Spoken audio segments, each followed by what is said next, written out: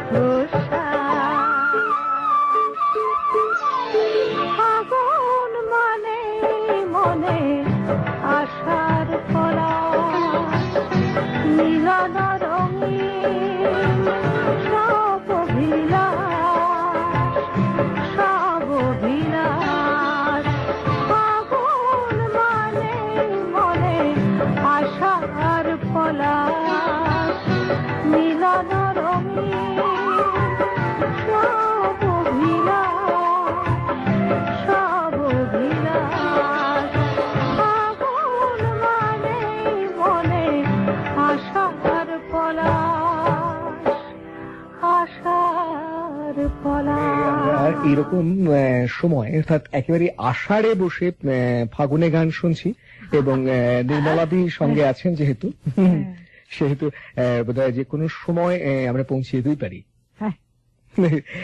দিদি, এই যে এই গানটা আমরা শুনছিলাম বছর 25 আগের গান, হতে পারে জয়দেব সেনের কথা এবং সুর, ভালো দেখে বড্ড ভালো সুর করে। হ্যাঁ,